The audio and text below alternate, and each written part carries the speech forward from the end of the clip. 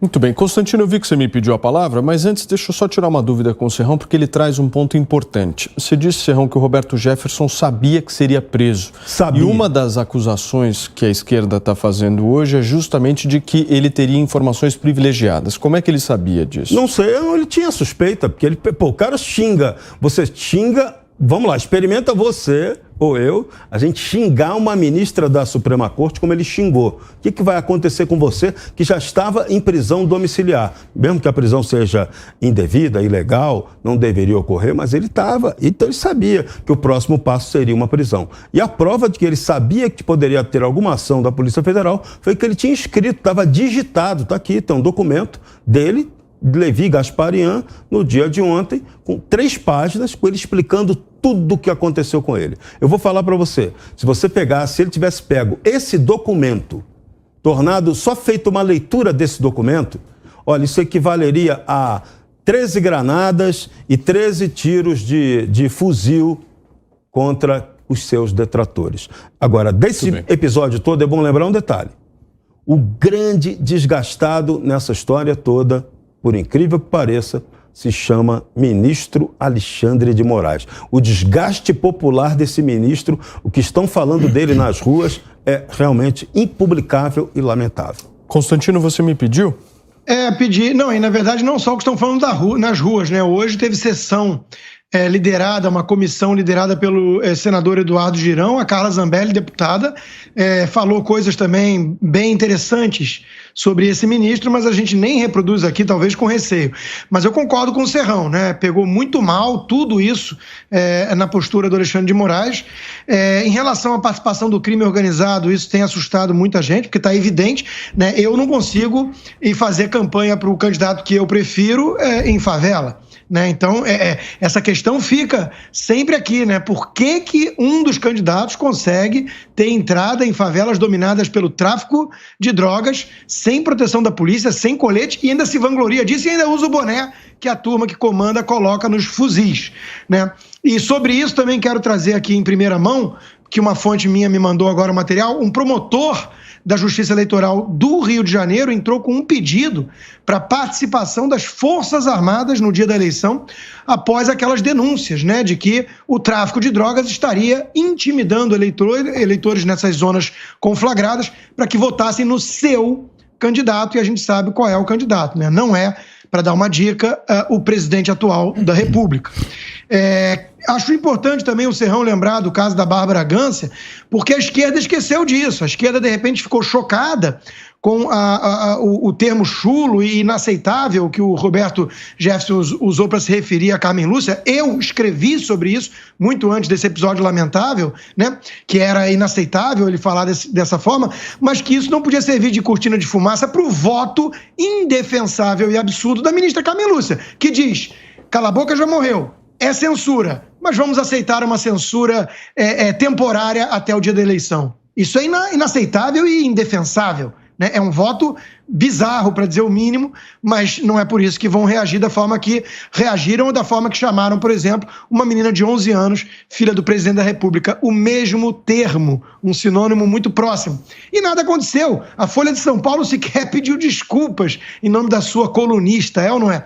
Então é um negócio impressionante a hipocrisia e o cinismo da esquerda, que considera crime, né, punível com a polícia num domingo e na casa do sujeito xingar uma ministra, mas xingar a filha do presidente da República de 11 anos da mesma coisa, tá tudo bem, não merece nenhuma notinha de rodapé de pedido de desculpas. Ou seja, a esquerda, uma vez mais, mostra que não dá a mínima para valores e que não trata nada de maneira isonômica, porque para eles só interessa o poder.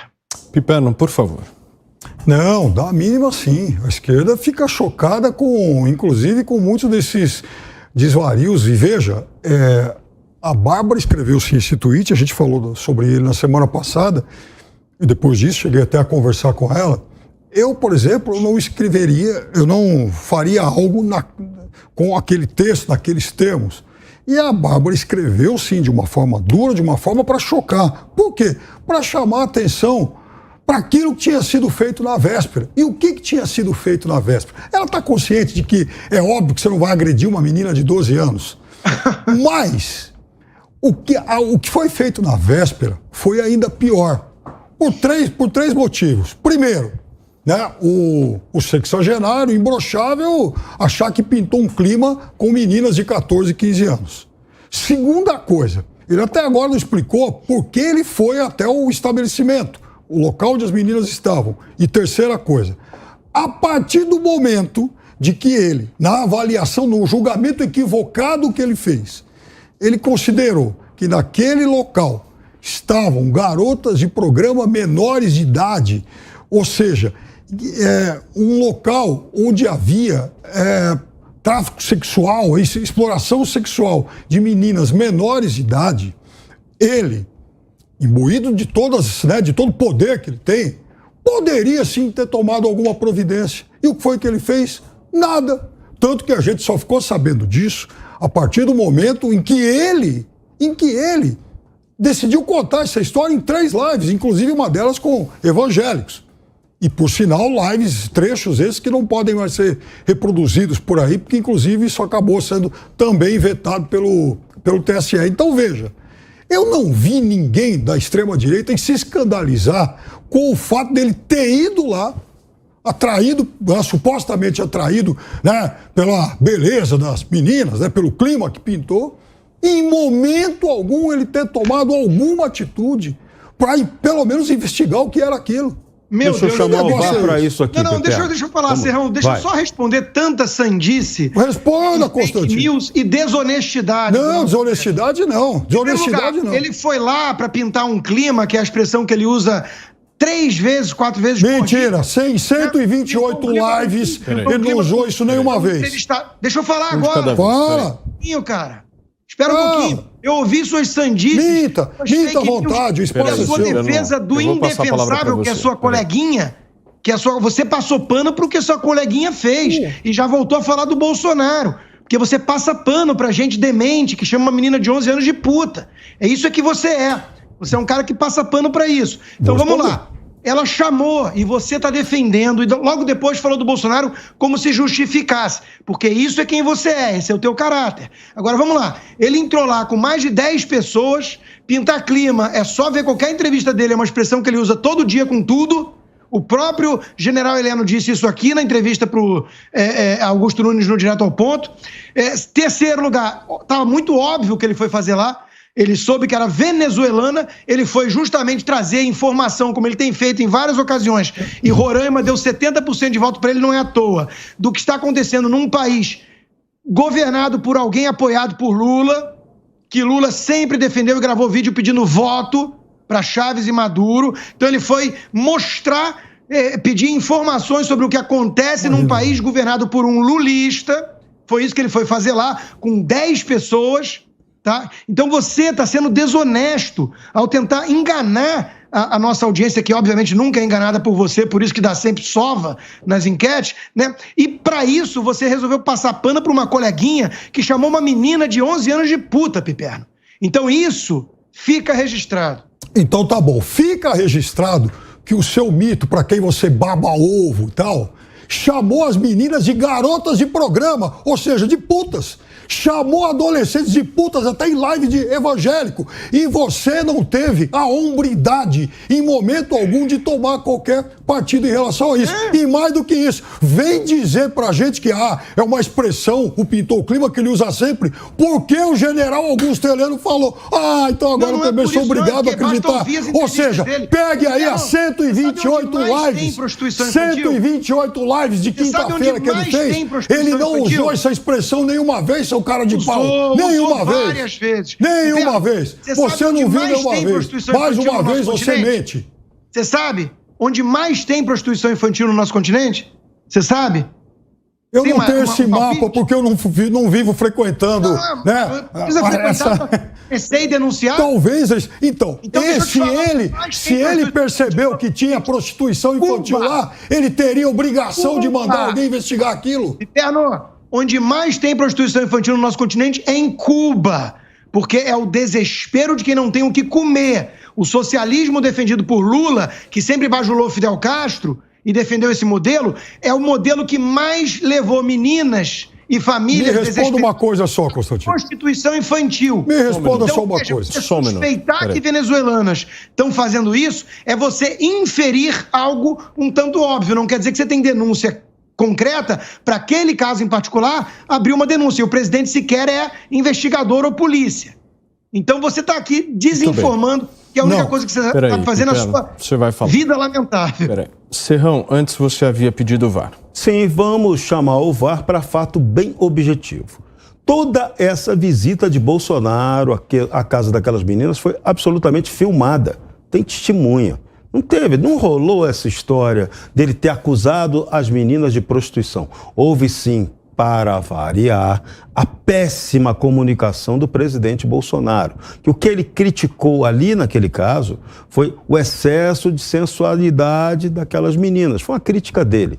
Você vai dizer que essa crítica é machista, se é uma crítica de pai, não interessa, foi uma crítica. Só que ele situou mal essa questão. Depois de uma outra fala com evangélicos, isso ficou ainda pior comunicado. E aí ele tomou o pau que a esquerda já estava pronta para dar. Bolsonaro falou a coisa certa, toma pau, falou a coisa errada, toma também. Então, ele deu esse mole. Ele não poderia ter dado, tem que saber, tem que cuidar demais da comunicação, ainda mais em campanha eleitoral. Nesse governo, a grande deficiência do governo Bolsonaro, que lhe causou extremo desgaste de imagem e está pagando caro por isso nessa campanha, é erro de comunicação. Então, não houve Bolsonaro fazendo nenhuma alusão à questão de exploração infantil. Não teve. Não vamos apelar para isso, que não houve isso. Então vamos lá. Houve no discurso da esquerda, Piperno, do discurso do adversário eleitoral, que é tiro, porrada, bomba, granada em cima do adversário. É isso. Estamos passando por essa fase aí.